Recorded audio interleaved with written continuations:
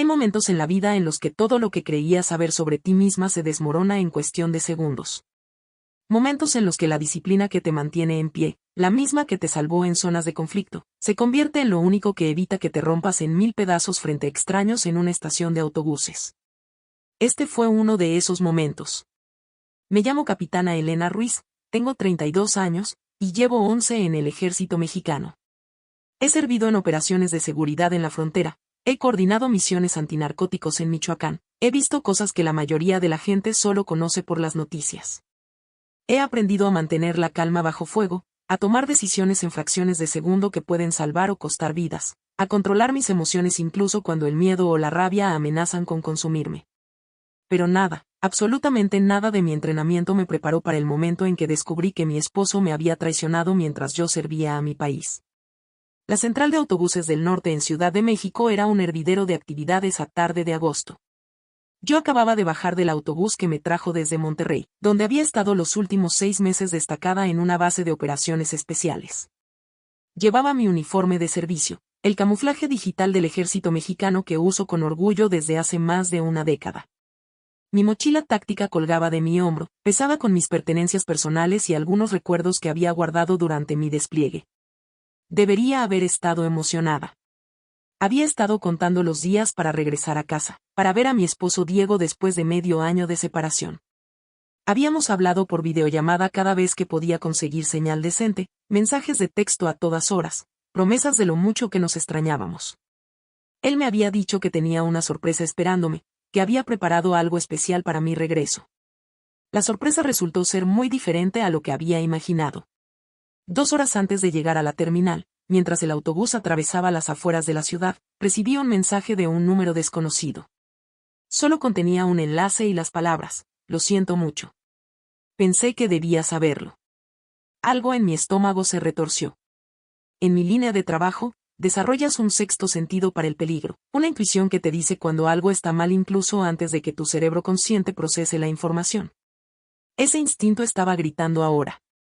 Con manos que apenas temblaban, el entrenamiento militar nunca te abandona del todo, abrí el enlace. Era una publicación de Instagram. En la pantalla de mi teléfono apareció una foto que haría que mi mundo se detuviera. Diego, mi esposo de 7 años, el hombre con quien me había casado justo antes de mi primer despliegue importante. Estaba en un restaurante elegante de la Condesa. No estaba solo. Tenía su brazo alrededor de una mujer que reconocí inmediatamente, Fernanda, mi prima hermana, la hija de mi tía Magdalena, la misma con quien había crecido, con quien había compartido secretos de infancia. Quien había sido mi dama de honor en mi boda. La foto había sido publicada hacía 3 días. El pie de foto decía, celebrando 6 meses juntos con el amor de mi vida. Cada día contigo es un regalo. Había corazones, había comentarios de amigos felicitándolos, había evidencia innegable de una traición que había estado ocurriendo durante exactamente el tiempo que yo había estado fuera sirviendo a mi país. 6 meses. Mientras yo dormía en literas militares, mientras coordinaba operaciones en zonas peligrosas, mientras ponía mi vida en riesgo, mientras le escribía mensajes diciéndole cuánto lo extrañaba. Él había estado construyendo una vida con mi prima. Y no solo eso, lo había hecho públicamente, sin vergüenza, como si yo no existiera. El resto del viaje fue un borrón. Recuerdo haber guardado el teléfono, recuerdo haber mirado por la ventana sin ver realmente nada, recuerdo haber respirado con el ritmo controlado que nos enseñan para manejar situaciones de alto estrés. Pero por dentro, algo se estaba quebrando. No con explosión sino con un crujido lento, como hielo rompiéndose sobre un lago congelado. Cuando el autobús llegó a la terminal, bajé mecánicamente. Mis piernas me llevaron hacia ninguna parte en particular. Tenía que llamar a Diego, tenía que confrontarlo, tenía que ¿ir a casa? A la casa que compartíamos en la colonia Roma, donde probablemente ella había estado durmiendo en mi cama mientras yo dormía en catres militares. Me encontré sentada en una banca de metal en una esquina de la terminal, rodeada del ruido y el caos de miles de personas moviéndose con propósito mientras yo permanecía completamente inmóvil. Gente corriendo para alcanzar autobuses, familias reuniéndose con lágrimas de alegría, vendedores ambulantes ofreciendo tortas y refrescos. Vida normal transcurriendo mientras la mía se desintegraba. No sé cuánto tiempo estuve ahí sentada. El entrenamiento militar te enseña a procesar trauma, a compartimentar, a mantener la funcionalidad incluso cuando todo en ti quiere colapsar. Así que eso hice. Respiré. Conté. Analicé mis opciones como si fuera una misión táctica. Opción 1, ir a casa y confrontarlo. Opción 2, llamar a mi familia. Opción 3, simplemente desaparecer por un tiempo hasta poder procesar esto. Ninguna opción parecía correcta. Todas parecían requerir más energía de la que tenía disponible en ese momento. Fue entonces cuando la sentí. Una presencia junto a mí. Me giré y vi a una mujer mayor, probablemente de unos 70 años, sentándose lentamente en la banca a mi lado. Llevaba un vestido floreado gastado pero limpio, un rebozo gris sobre los hombros a pesar del calor de agosto, y zapatos ortopédicos desgastados. Pero lo que más llamó mi atención fueron sus ojos, o más bien, la forma en que no me miraban realmente. Eran de un color gris nebuloso, y se movían ligeramente sin enfocarse en nada específico. Era ciega. Llevaba un bastón blanco que apoyó cuidadosamente contra la banca. En su regazo tenía una bolsa de tela con lo que parecían algunas verduras y tortillas. Una mujer mayor haciendo sus compras, descansando un momento antes de continuar su camino. Militar, y dijo de repente, sin preámbulo, sin siquiera girar su rostro hacia mí. No era una pregunta. Sí, señora, respondí automáticamente. El respeto hacia los mayores es algo que el ejército refuerza, pero que ya traía de mi crianza. Puedo olerlo, continuó ella, con una voz que sonaba como grava suave, desgastada pero firme. El uniforme tiene un olor particular. Almidón, sudor limpio, determinación. Y también puedo oler algo más. Hizo una pausa, inhalando ligeramente. Dolor. Traición. Lágrimas que no han sido lloradas. Me tensé. No sé de qué habla. No tienes que saberlo, respondió ella con calma. Yo sí sé. He estado ciega durante 40 años, mija. Cuando pierdes un sentido, los otros se agudizan. Pero más que eso, aprendes a sentir lo que la gente lleva consigo. El peso de sus penas. Y tú llevas una muy pesada para alguien que acaba de regresar a casa. Algo en su voz, en la certeza tranquila con la que hablaba, hizo que las defensas que había estado manteniendo tan cuidadosamente comenzaran a agrietarse. Mi esposo, escuché mi propia voz decir, apenas más alta que un susurro. Me engañó. Con mi prima. Durante todo mi despliegue. La anciana asintió como si esto no la sorprendiera en absoluto. Mientras tú servías a tu país. Mientras ponías tu vida en riesgo por todos nosotros. Sí. Y ahora estás aquí, en esta terminal, sin saber qué hacer. Sin saber cómo una persona entrenada para la batalla enfrenta este tipo de guerra. Sus palabras fueron tan precisas que sentí como si me hubiera visto directamente al alma. No sé qué hacer, admití, y fue la primera vez que había dicho esas palabras en voz alta en años. En el ejército, siempre sabes qué hacer. Siempre hay un protocolo, un plan, una cadena de mando. Pero para esto, no había manual de operaciones. La anciana extendió su mano arrugada y, con una precisión que desafiaba su ceguera, encontró mi muñeca y la sostuvo con firmeza sorprendente. Su piel era áspera, trabajada, pero su toque era deliberado. Tú sirves a tu país, dijo con una voz que de repente sonó más fuerte, más clara, cargada con algo que solo puedo describir como poder. Yo voy a servirte justicia. Un escalofrío recorrió mi columna. ¿Qué? Escúchame con cuidado, porque voy a decir esto solo una vez. Su agarre en mi muñeca se apretó. Hay un edificio en la colonia Condesa. Avenida Michoacán 87, departamento 405. Ve ahí esta noche a las 8. Toca la puerta y di estas palabras exactas. Guadalupe me envió para saldar cuentas. Nada más, nada menos. ¿Entendido? ¿Cómo sabe usted? No importa cómo sé. Importa si tienes el valor de buscar la justicia que mereces. Tú has servido con honor. Es tiempo de que el honor te sirva a ti. Antes de que pudiera responder, antes de que pudiera siquiera procesar lo extraño de esta situación, la anciana soltó mi muñeca, tomó su bastón y se levantó con más agilidad de la que esperaba de alguien de su edad. Recuerda, Capitana Elena Ruiz. Avenida Michoacán 87, departamento 405. 8 en punto. Guadalupe me envió para saldar cuentas. Y con eso, se alejó entre la multitud de la terminal, su bastón golpeando rítmicamente contra el piso, desapareciendo entre el mar de personas como si nunca hubiera estado ahí. Me quedé sentada, atónita, mirando el espacio donde había estado. ¿Cómo sabía mi nombre? ¿Cómo sabía mi rango? No lo había mencionado. Y esa dirección, algo en mi memoria se activó. Avenida Michoacán en la Condesa. Conocía esa zona. ¿Era dónde? Saqué mi teléfono con manos temblorosas y volví a la publicación de Instagram de Fernanda. Revisé sus fotos anteriores, buscando algo, cualquier cosa. Y ahí estaba, en una publicación de hace 2 semanas, una foto del edificio donde supuestamente vivía ahora. Un edificio Art Deco en Avenida Michoacán. No podía ver el número exacto en la foto, pero la arquitectura era inconfundible. ¿Cómo podía esa mujer ciega saber eso? Durante las siguientes horas, mi mente militar intentó racionalizar lo que había sucedido. Coincidencia. Tenía que ser coincidencia. Tal vez la anciana conocía a alguien en mi familia, tal vez había escuchado chismes del vecindario. México es un país donde todos parecen conocer a alguien que conoce a alguien. Las redes de información informal son increíblemente eficientes. Pero otra parte de mí, una parte más antigua que mi entrenamiento militar, una parte que recordaba las historias que mi abuela me contaba sobre curanderas y mujeres sabías, sobre cosas que la ciencia no puede explicar. Esa parte susurraba que había algo más en juego aquí. Tomé un taxi hacia un hotel cerca de la Condesa. No podía ir a casa, no todavía. Necesitaba tiempo para pensar, para planear. En la habitación del hotel, me quité el uniforme cuidadosamente, doblándolo con la precisión que se me había vuelto segunda naturaleza. Me duché por primera vez en un baño civil en 6 meses, dejando que el agua caliente lavara el polvo del viaje pero no el peso de la traición. Mientras me vestía con ropa de civil, jeans y una blusa simple, revisé mi teléfono. Tenía 17 llamadas perdidas de Diego. 17. También tenía mensajes: mi amor, ¿dónde estás? El autobús ya debería haber llegado. ¿Estás bien?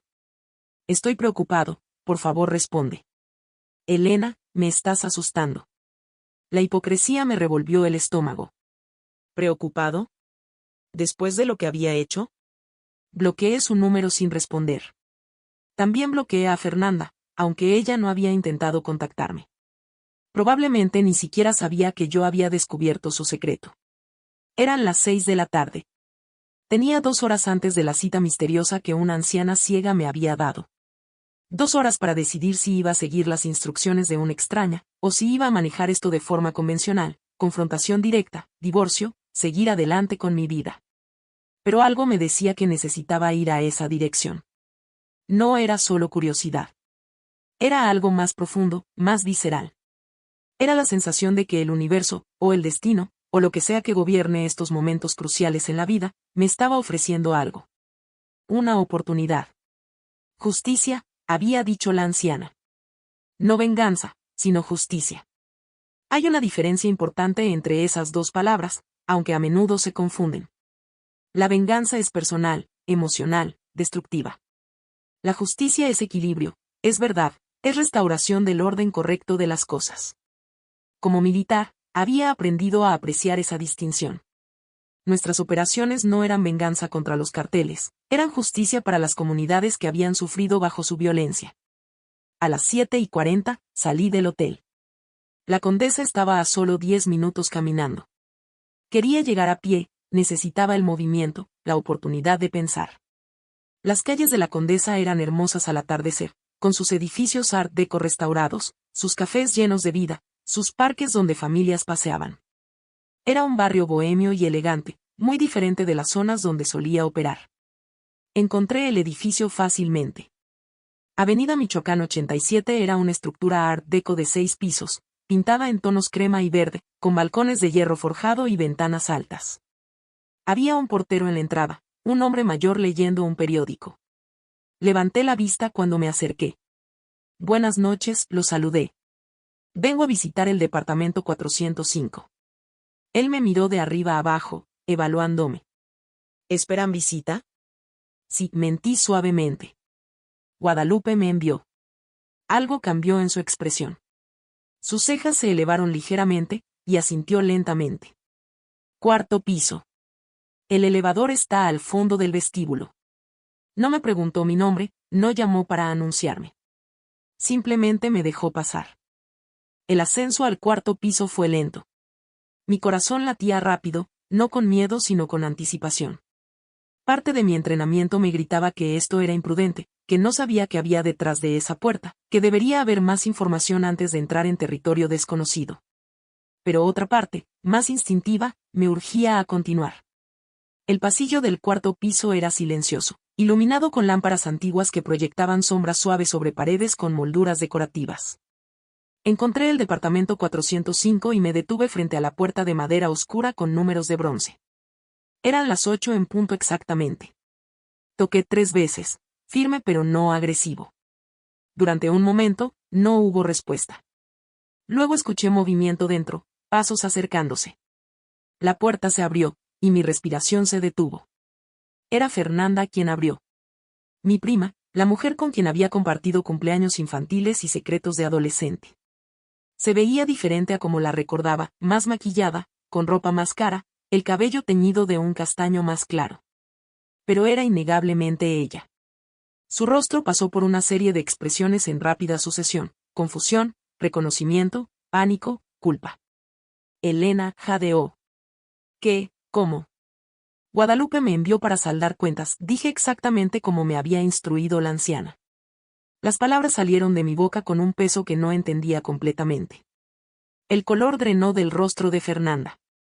Sus ojos se abrieron enormemente, y dio un paso atrás involuntariamente. No, susurró. No, no puede ser. Guadalupe. ¿Quién es, amor? La voz de Diego llegó desde adentro del departamento. ¿Olvidaste tus llaves otra vez? Y entonces él apareció detrás de Fernanda, con una camisa desabotonada y jeans, claramente cómodo en este espacio que no era nuestro hogar. Cuando me vio, se congeló completamente. Elena dijo mi nombre como si fuera una palabra extranjera. No deberías, no se supone que estés aquí. Terminé por él. No, supongo que no. Se suponía que estaría en casa, esperándote, sin saber que durante 6 meses has estado construyendo una vida con mi prima. Puedo explicar, comenzó Diego, pero Fernanda lo interrumpió. ¿Cómo encontraste este lugar? ¿Quién es Guadalupe? Su voz sonaba aterrorizada de una manera que no se correspondía con simplemente haber sido descubierta en una fire. Era algo más profundo, más primario. ¿Por qué no me invitan a pasar?, dije tranquilamente. Después de todo, vine desde muy lejos. Fernanda miró a Diego, y algo pasó entre ellos, una conversación silenciosa cargada de significado que no pude descifrar. Finalmente, ella se hizo a un lado con movimientos rígidos. El departamento era espacioso y bien decorado. Muebles modernos, arte en las paredes, ventanas grandes con vista a los árboles de la avenida. En la mesa del comedor había 2 platos con comida a medio terminar, una botella de vino. Evidencia de la vida doméstica que habían construido juntos con mi dinero, porque el ingreso de Diego como diseñador freelance apenas cubría sus gastos personales.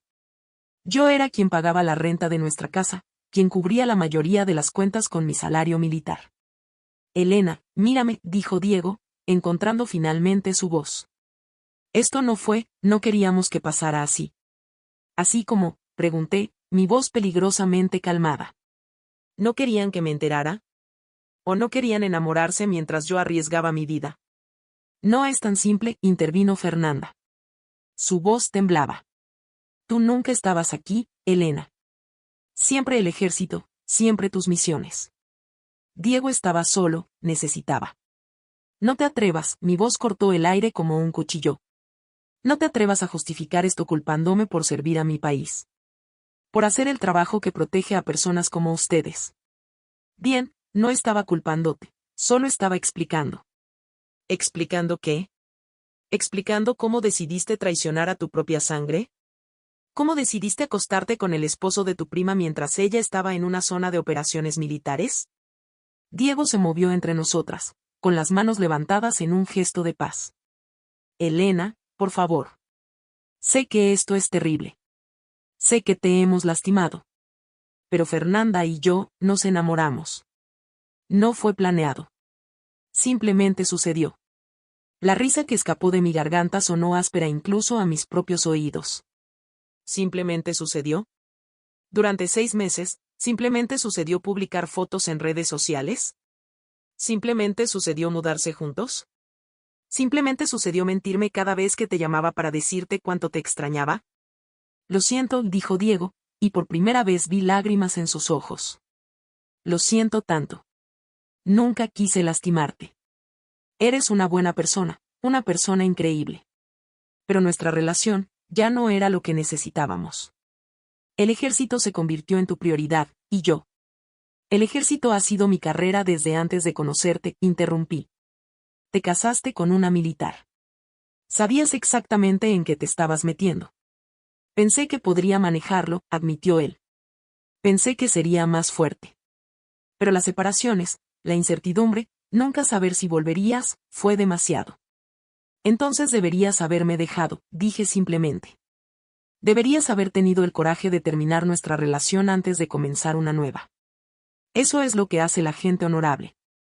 Fernanda hizo un sonido estrangulado. ¿Honorable? ¿Vas a darnos lecciones sobre honor? Tú y tu maldito ejército, siempre tan superior, siempre tan disciplinada. ¿Sabes cuánto resentimiento causaste en la familia con tu actitud de «sirvo a mi país»? Fernanda, Diego la cortó bruscamente, pero ella estaba en racha ahora. No, que lo sepa. Siempre fuiste la favorita de la tía, la que hacía todo bien, la militar heroica mientras el resto de nosotros éramos simplemente civiles comunes. ¿Crees que no sé cómo la familia te idolatra? ¿Cómo hablan de la capitana Elena, como si fueras un ángel? Entonces esto fue resentimiento, dije lentamente, comprendiendo. No fue amor. Fue venganza contra mí. No, intervino Diego firmemente. No, Elena. Lo que Fernanda y yo tenemos es real. Comenzó de forma equivocada, sí. Pero lo que sentimos es genuino. ¿Y eso se supone que lo hace mejor? Mi voz se elevó finalmente, años de disciplina quebrándose bajo el peso de la emoción. ¿Se supone que debo sentirme consolada porque realmente se aman mientras me traicionaban? El teléfono de Fernanda sonó de repente, un trino agudo que cortó la tensión. Ella lo sacó de su bolsillo, miró la pantalla y palideció aún más. Es mamá, susurró. No respondas, dijo Diego. Pero era demasiado tarde. Fernanda ya había presionado el botón de contestar. Mamá. Su voz sonaba aguda, tensa. No podía escuchar lo que la tía Magdalena decía del otro lado, pero podía ver la expresión de Fernanda desmoronándose en tiempo real. ¿Cómo? No, espera, yo puedo. Mamá, por favor, déjame explicar. Diego le quitó el teléfono. ¿Magdalena? Soy Diego. Escuche, sé que está molesta, pero, se detuvo abruptamente, su rostro mostrando shock. ¿Quién le dijo? No, espere, podemos hablar sobre esto en persona. No hay necesidad de... Hola. ¿Magdalena? Miró el teléfono. Colgó. ¿Qué pasó?, preguntó Fernanda, con voz de pánico. ¿Qué dijo? Dijo que toda la familia lo sabe. Todos. Tu madre, mis padres, los tíos, los primos. Alguien envió evidencia, fotos, mensajes, todo, a un chat familiar. Diego me miró con acusación. ¿Fuiste tú? Negué con la cabeza lentamente. No toqué mi teléfono desde que llegué aquí. El teléfono de Diego comenzó a sonar. Luego el mío. Luego el de Fernanda otra vez. En cuestión de minutos, ambos estaban recibiendo llamada tras llamada, mensaje tras mensaje. El mundo digital había explotado con su secreto. ¿Cómo es posible? Fernanda sostenía su teléfono como si fuera una serpiente venenosa. Fuimos tan cuidadosos. Solo publicaba en Instagram, y pensé que tú no lo revisabas, Elena. ¿Cómo llegó todo esto a la familia? Guadalupe, susurré, comprendiendo finalmente. ¿Quién diablos es Guadalupe?, gritó Diego. Antes de que pudiera responder, alguien tocó la puerta con fuerza. Todos nos congelamos. El golpe se repitió, más insistente. Fernanda. Abre esta puerta ahora mismo. Era la voz de mi tía Magdalena, pero no la versión suave y maternal que conocía. Esta era una madre furiosa exigiendo respuestas. Fernanda se acercó a la puerta con pasos temblorosos y la abrió. Tía Magdalena irrumpió en el departamento como un huracán, con mi madre justo detrás de ella. Ambas mujeres se detuvieron en seco cuando me vieron. Elena, mi madre exhaló mi nombre. Mija, no sabíamos que estabas aquí. Pensamos que todavía estabas en ruta desde Monterrey. Llegué hace horas, dije simplemente. Tía Magdalena miró a su hija con una mezcla de decepción y furia que habría hecho retroceder a cualquiera. ¿Es verdad? ¿Todo lo que me enviaron es verdad? Fernanda no respondió, pero sus lágrimas fueron respuesta suficiente. ¿Cómo pudiste? La voz de mi tía se quebró. ¿Cómo pudiste hacerle esto a tu prima? ¿A tu familia? Mamá, yo. Fernanda sollozó. No. Tía Magdalena levantó una mano. No quiero excusas. He visto las fotos. He leído los mensajes. 6 meses, Fernanda. 6 meses estuviste con el esposo de Elena mientras ella servía en el norte, mientras arriesgaba su vida. ¿Tienes idea de la vergüenza que has traído a esta familia? Mi madre se acercó a mí, tomando mis manos entre las suyas. Elena, mi vida, lo siento tanto. Si hubiéramos sabido. No había forma de que lo supieran, dije. Fueron cuidadosos. Hasta que no lo fueron. ¿Quién les envió la información?, preguntó Diego con tono desafiante. ¿Quién los estuvo espiando? Nadie los estaba espiando, dijo una nueva voz desde la puerta.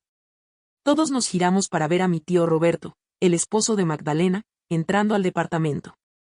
Detrás de él venían mi padre y mi hermano mayor, Javier. El departamento se estaba llenando de familia, todos con expresiones variadas de enojo, decepción y preocupación.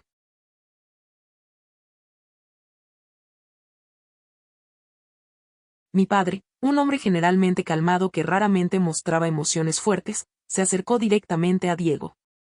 ¿Tienes algo que decir por ti mismo? Diego abrió la boca, luego la cerró. ¿Qué podía decir? No había defensa para lo indefendible. Papá, intervine, poniendo una mano en el brazo de mi padre. No vale la pena. Si vale la pena, gruñó mi hermano Javier. Este cobarde se aprovechó de tu ausencia. Merece. Merece exactamente lo que está recibiendo, dije firmemente. Merece que todos sepan la verdad. Merece cargar con el peso de su traición públicamente, no solo en privado. Y eso es exactamente lo que está sucediendo. Como si mis palabras fueran una señal, el teléfono de Diego vibró con lo que debía ser la 20ª notificación. Lo miró y su rostro se puso aún más pálido. Dios mío. ¿Qué?, preguntó Fernanda. Es mi familia también. Mis padres, mis hermanos. Todos recibieron la misma información. Y hay publicaciones en redes sociales. Alguien creó una cuenta anónima y está etiquetando a todos nuestros amigos en fotos nuestras junto con capturas de pantalla de nuestros mensajes privados. Fernanda tomó su propio teléfono y comenzó a deslizar frenéticamente. Sus sollozos se intensificaron. No, no, no. Esto no puede estar pasando. ¿Quién haría esto? Pero yo sabía exactamente quién. O al menos, sabía quién había puesto esto en movimiento. Una anciana ciega en una terminal de autobuses que había dicho, yo voy a servirte justicia. Esto no era venganza. Venganza habría sido confrontarlos en privado, lastimar sus cuerpos o sus posesiones. Esto era justicia, la verdad expuesta a la luz, dejando que las consecuencias naturales de sus acciones se desarrollaran. La comunidad, nuestra familia extendida, nuestros amigos, nuestros círculos sociales, estaban ejerciendo su propio juicio. ¿Sabes qué es lo peor?, dijo mi tía Magdalena, mirando a su hija con ojos llenos de lágrimas. No es solo que traicionaste a Elena. Es que nos mentiste a todos. Nos miraste a los ojos durante meses y actuaste como si nada estuviera mal. Venías a las comidas familiares, celebrabas con nosotros, preguntabas por Elena como si te importara, todo mientras vivías esta mentira. Lo siento, lloró Fernanda. Mamá, lo siento tanto. Disculpas no reconstruyen la confianza, dijo mi padre con voz severa. Las acciones lo hacen. Y tus acciones han dejado muy claro quién eres. Diego finalmente encontró su voz nuevamente. Señor Ruiz, entiendo su enojo. pero Elena y yo, nuestro matrimonio ya tenía problemas. Esto no surgió de la nada. No me hables de problemas matrimoniales, mi padre avanzó hacia Diego, y mi hermano tuvo que sostener su brazo. Todos los matrimonios tienen problemas, especialmente cuando uno de los cónyuges sirve en el ejército. Pero las personas con honor trabajan en sus problemas. Las personas con honor no se esconden detrás de excusas mientras traicionan sus votos. Papá, detente, dije suavemente. Esto no los vale. Mi padre se giró hacia mí, y vi lágrimas en sus ojos por primera vez en años. Mi niña. Mi fuerte, valiente, honorable niña. No mereces esto. No, concordé. No lo merezco. Por eso me voy a ir. ¿Qué? Mi madre me agarró del brazo. ¿A dónde vas? A casa. No a la casa que compartía con Diego, él puede quedarse con esa. A mi verdadera casa. A la base militar. ¿A dónde pertenezco? Elena, espera, Fernanda se acercó a mí, con el rostro hinchado por las lágrimas. Por favor, tienes que saber que nunca quise lastimarte. Yo, te quiero. Eres mi prima, mi familia. Miré a esta mujer que había conocido toda mi vida, que había sido como una hermana para mí, y sentí, nada. No odio, no rabia. Solo un vacío donde solía haber afecto. Si esto es tu versión del amor, Fernanda, entonces no quiero ninguna parte de ello. Me giré hacia Diego. Él me miró con ojos suplicantes, como esperando que yo dijera algo que de alguna manera hiciera esto mejor, que ofreciera perdón o clausura o lo que sea que necesitara para aliviar su culpa. Hablaré con mi abogado mañana, le dije con voz completamente profesional. Espero tu cooperación en hacer que el divorcio sea rápido y limpio. No voy a pelear por posesiones. Puedes quedarte con todo lo de la casa. Solo quiero mi libertad. Elena, por favor. ¿No podemos al menos hablar sobre esto? No hay nada que hablar. Hiciste tu elección. Ahora vive con las consecuencias. Caminé hacia la puerta del departamento. Mi familia se apartó para dejarme pasar. En el pasillo, respiré profundamente por primera vez desde que había entrado. Mi madre me siguió afuera. Mija, déjame llevarte a casa. A nuestra casa. Puedes quedarte con tu padre y conmigo. Gracias, mamá. Pero necesito estar sola esta noche. ¿Dónde te quedarás? Ya tengo un hotel. Estaré bien. Ella me abrazó fuerte, y finalmente, en los brazos de mi madre, sentí las primeras lágrimas reales comenzar a formarse. Pero las contuve. No aquí. No ahora. Había llorado bajo fuego enemigo, y había aprendido a llorar luego, cuando estaba a salvo. Cuando me separé de mi madre, miré hacia atrás al departamento. A través de la puerta abierta, podía ver a Diego y Fernanda en el centro de una tormenta de recriminaciones familiares. Tía Magdalena todavía estaba gritando. Mi padre y tío discutían qué hacer con la situación. Javier estaba tomando fotos del departamento, probablemente como evidencia para el divorcio. Y todo esto, toda esta justicia cayendo sobre ellos, había sido orquestado por una anciana ciega a quien había conocido solo por 10 minutos. Tomé un Uber de regreso al hotel. En la privacidad del asiento trasero, finalmente revisé mi propio teléfono. Tenía cientos de notificaciones. Mensajes de amigos y familiares ofreciendo apoyo. Enlaces a publicaciones en redes sociales donde la cuenta anónima había expuesto metódicamente la aventura de Diego y Fernanda con evidencia irrefutable, fotos datadas. Capturas de pantalla de conversaciones donde discutían mentirme, incluso facturas de reservaciones de hotel que Diego había pagado con nuestra cuenta bancaria conjunta. Quienquiera que haya compilado esta evidencia tenía acceso a información que no estaba públicamente disponible. Registros bancarios, mensajes privados, información que requeriría hackeo sofisticado o algo más. Cuando llegué al hotel, no subí de inmediato a mi habitación. En cambio, me senté en el bar del lobby y pedí un whisky. No soy gran bebedora, el ejército te enseña moderación en todo, pero esta noche necesitaba algo que quitara el filo de mis emociones. El bartender, un hombre de unos 50 años con cabello gris en las sienes, colocó el vaso frente a mí. Se ve como si hubiera tenido un día difícil, señorita. Capitana, lo corregí automáticamente. Y sí, podría decirse así. Militar, asintió con aprobación. mi hijo está en la Marina. Sé lo duro que es, especialmente para las familias. ¿Su hijo está casado? Lo estaba. Su esposa lo dejó durante su segundo despliegue. Dijo que no podía manejar la incertidumbre. Hizo una mueca. Algunas personas simplemente no están hechas para ese tipo de vida. Algunos de nosotros tampoco estamos hechos para una vida diferente, dije, tomando un sorbo del whisky. Quemaba perfectamente al bajar. Eso es verdad, concordó el bartender. Mi hijo ahora está comprometido con una teniente que conoció en su base. Ella entiende. Creo que a veces necesitas a alguien que conozca ese mundo. Sus palabras resonaron. Diego nunca había entendido realmente lo que significaba ser militar. Había dicho que lo entendía, había hecho todos los movimientos correctos de cónyuge militar al principio. Pero cuando se volvió real, cuando las separaciones se volvieron largas y las misiones se volvieron peligrosas, no tenía la fortaleza para mantener sus votos. Pasé la siguiente hora en ese bar, no bebiendo mucho pero simplemente sentándome, procesando. Otros huéspedes del hotel iban y venían. El bartender ocasionalmente hacía pequeña charla pero mayormente me dejaba en paz. Era casi medianoche cuando finalmente subí a mi habitación. Me acosté en la cama todavía vestida, mirando el techo, y permití que todo el día finalmente me alcanzara. Las lágrimas llegaron entonces, silenciosas y constantes, empapando la almohada. Lloré por mi matrimonio, por la prima que había perdido, por la ingenuidad de haber creído que el amor podía sobrevivir cualquier cosa.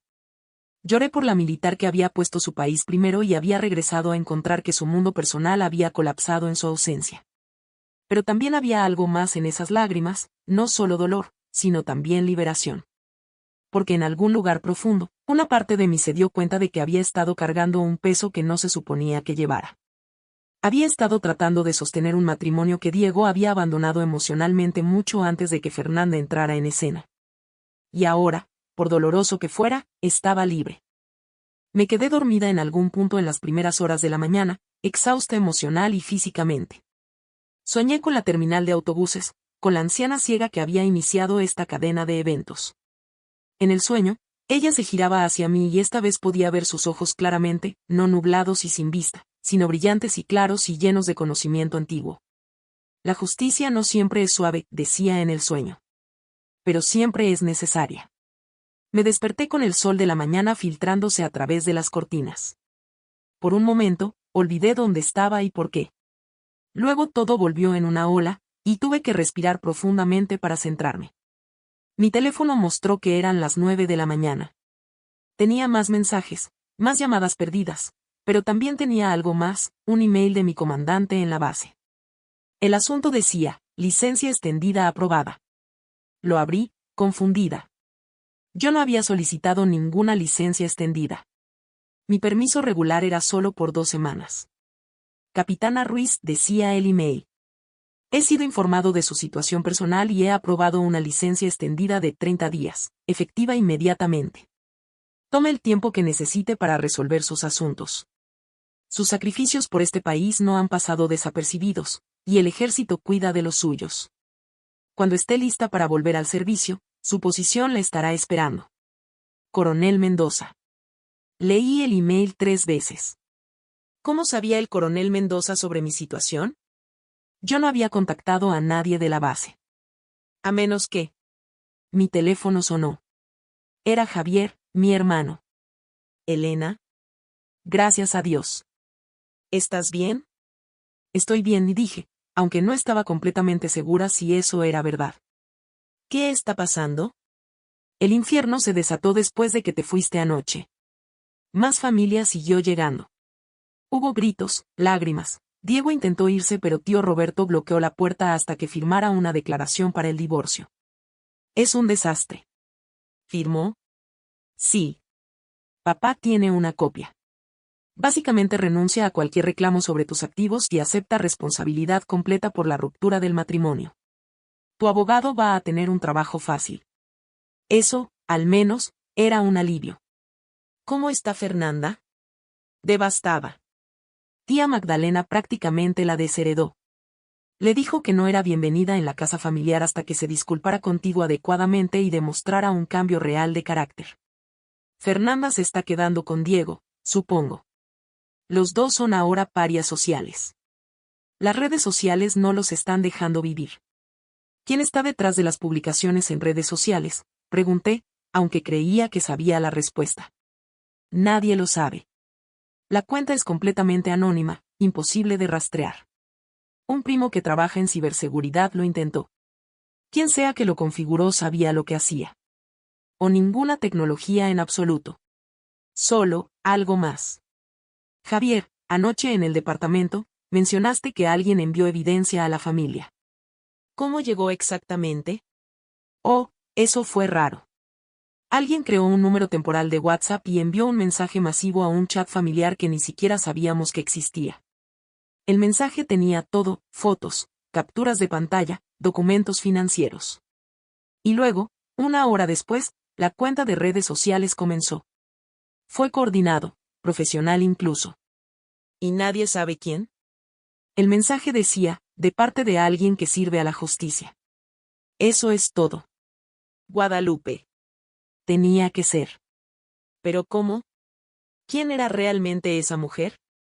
Después de colgar con Javier, me senté en el borde de la cama, intentando dar sentido a todo. Una anciana ciega no podía hackear cuentas bancarias o crear campañas de redes sociales coordinadas. Era imposible. A menos que no fuera solo una anciana ciega. México tiene una historia larga y compleja de creencias que van más allá de lo que la ciencia puede explicar. Curanderas, brujas, chamanes, mi abuela solía hablar de ellas cuando yo era niña. Mujeres con dones, con conocimiento, con poder que la gente moderna descarta como superstición. Pero cuando has visto las cosas que yo he visto en zonas rurales durante operaciones militares, aprendes a mantener tu mente más abierta. Guadalupe, susurré al cuarto vacío. No sé quién o qué eres realmente. Pero gracias. No esperaba respuesta, y no obtuve una. Pero sentí algo, un cambio en el aire, una sensación de satisfacción. Como si algo en el universo hubiera sido equilibrado correctamente.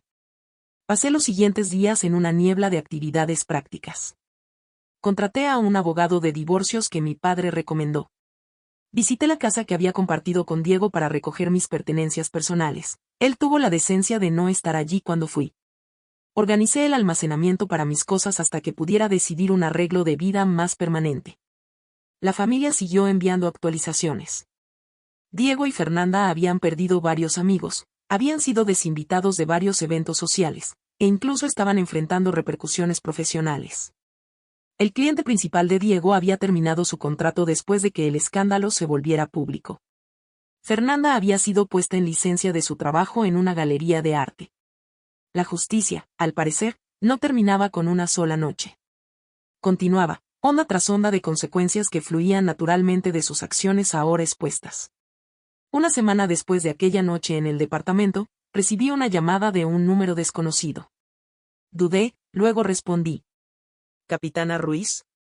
La voz era de mujer, mayor, pero no era Guadalupe. Sonaba oficial, formal. Sí.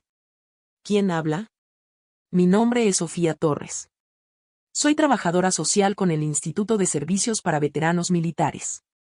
He sido contactada respecto a su caso. ¿Mi caso? No presenté ninguna solicitud. Lo sé. El contacto vino de otra fuente. Una referencia. Alguien notificó a nuestra oficina que podría beneficiarse de servicios de asesoramiento tras una situación personal traumática. No necesito asesoramiento, empecé a decir, luego me detuve. ¿No lo necesitaba? Capitana Ruiz, dijo Sofía gentilmente, he trabajado con militares durante 20 años.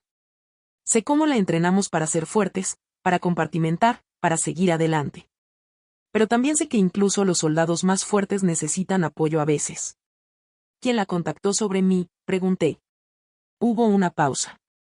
Honestamente, no estoy segura.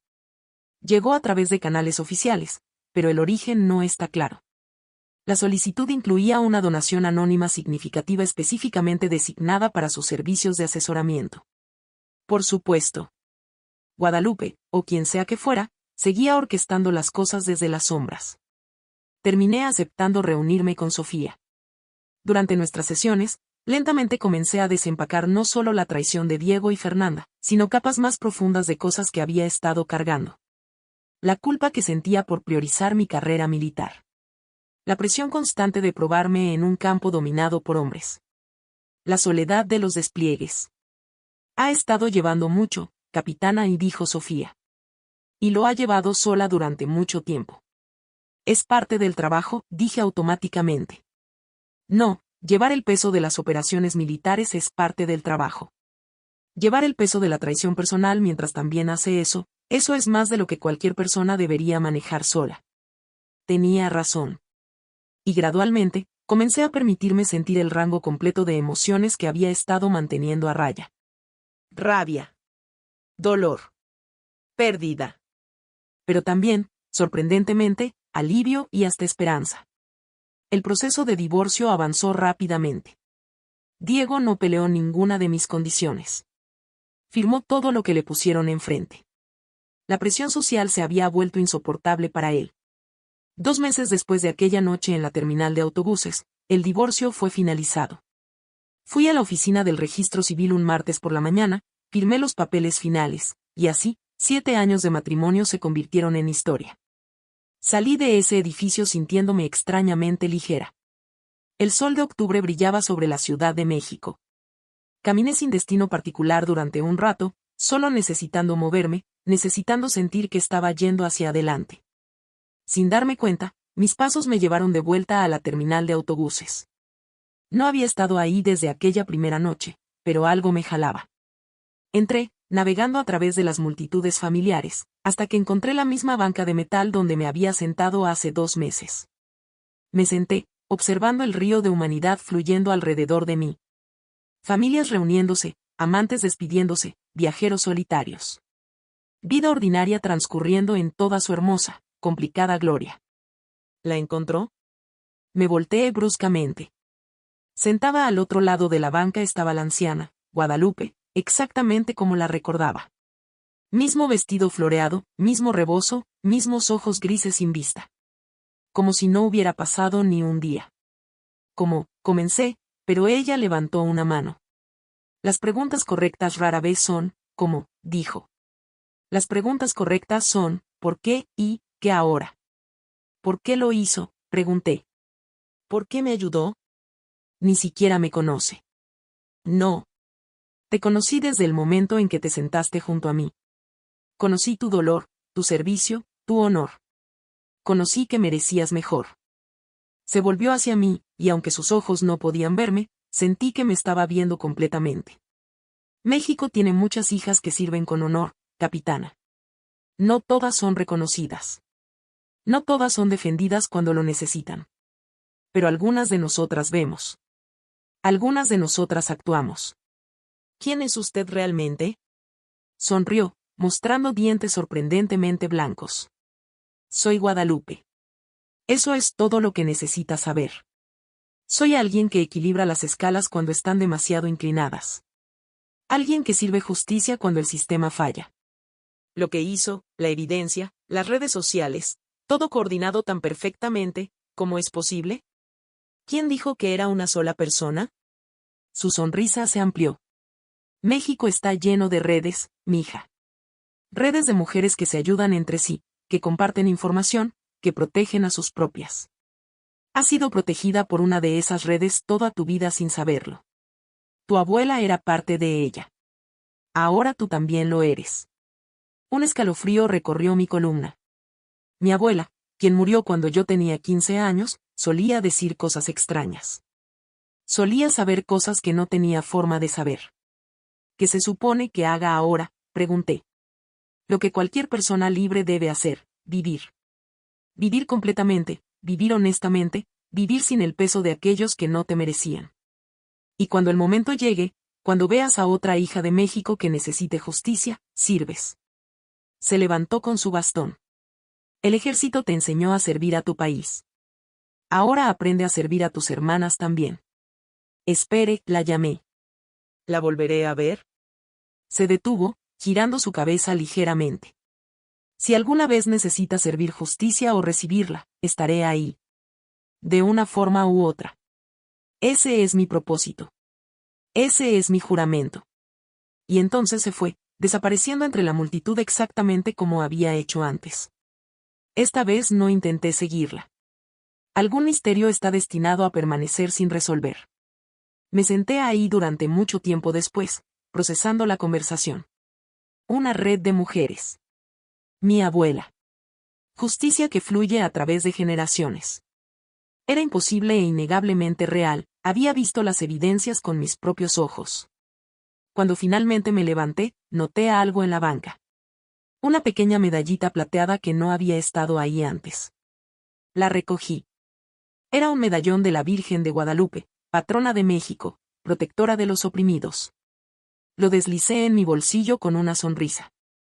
Los siguientes meses trajeron cambios que nunca había anticipado. Regresé a mi base en Monterrey, pero algo había cambiado en mí. Todavía era la misma militar disciplinada, pero ahora había una conciencia expandida de por qué servía. Comencé a notar cosas que había pasado por alto antes. Otras mujeres militares enfrentando acoso. Esposas de militares siendo maltratadas. Hijas de oficiales siendo presionadas hacia matrimonios que no querían. Y cuando notaba estas cosas, encontraba formas de ayudar. A veces era ofrecer testimonio. A veces era conectar a alguien con recursos. Y a veces, era compartir informaciones con la red de la que ahora sabía que era parte.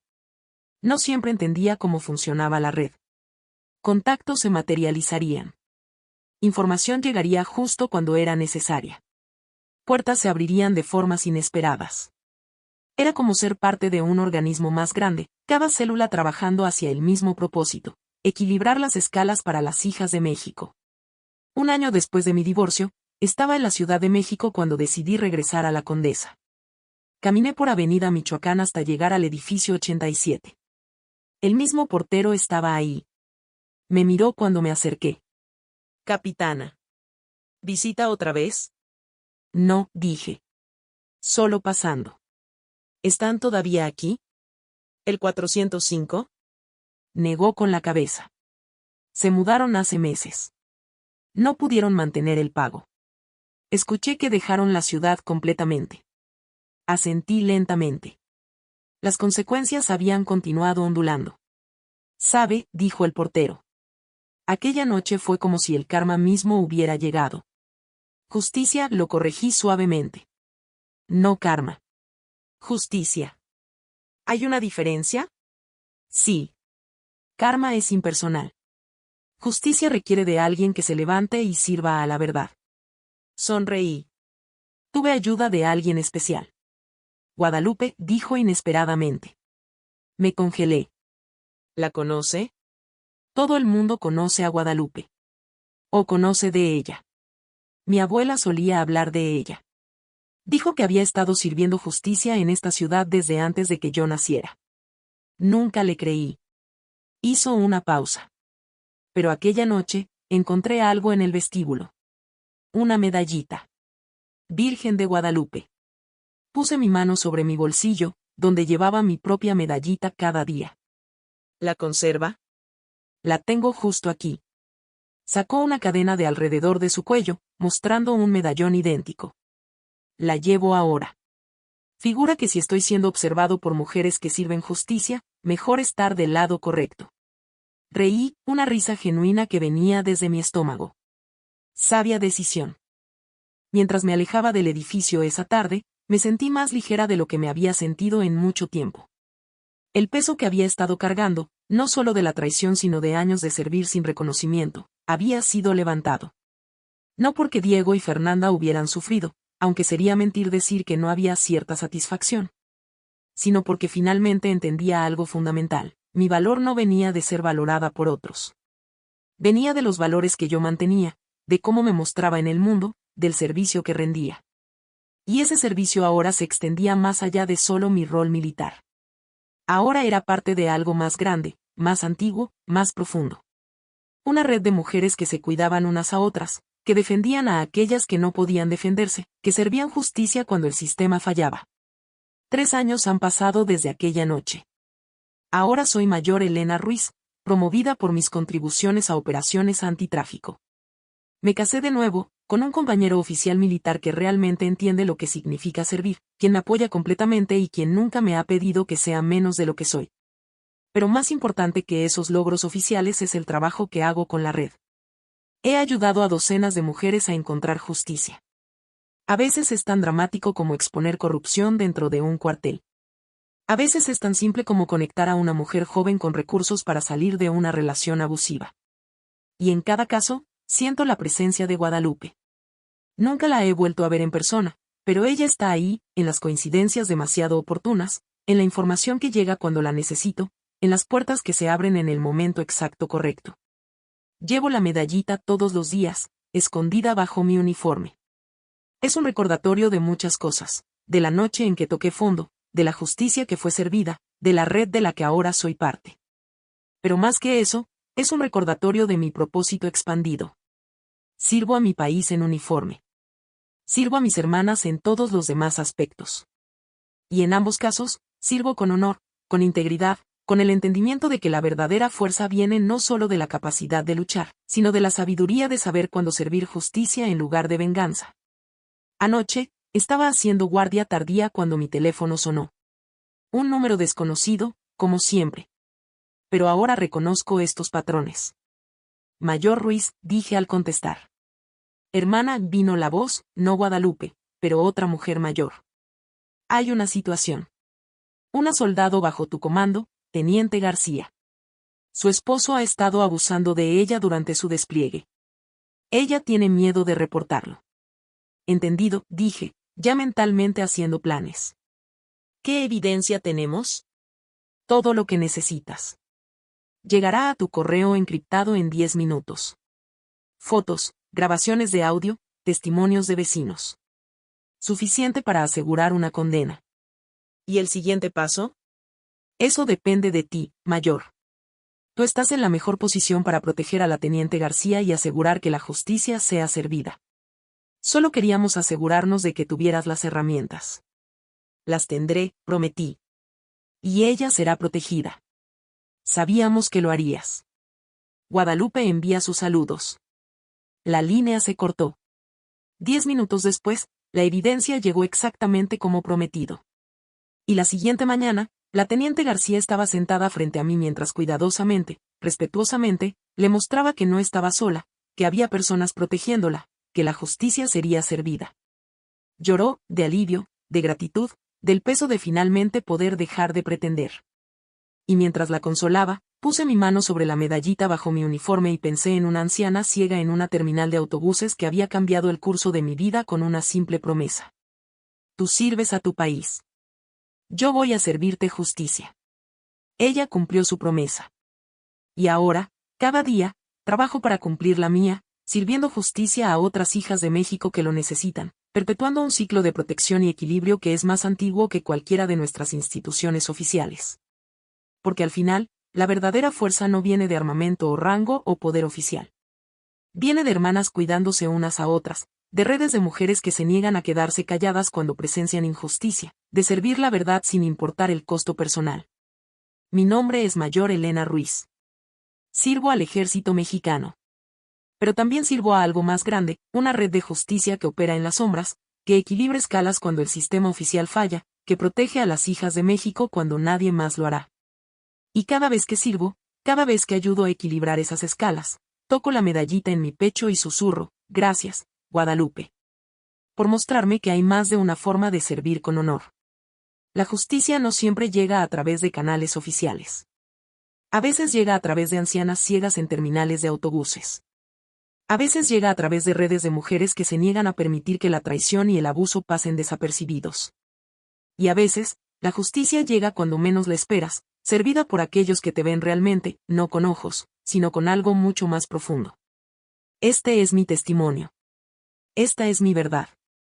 Y este es mi juramento, serviré justicia, protegeré a mis hermanas, y perpetuaré la red que me salvó cuando más lo necesitaba. Porque todos servimos a algo. Yo elijo servir tanto a mi país como a la justicia que todas merecemos.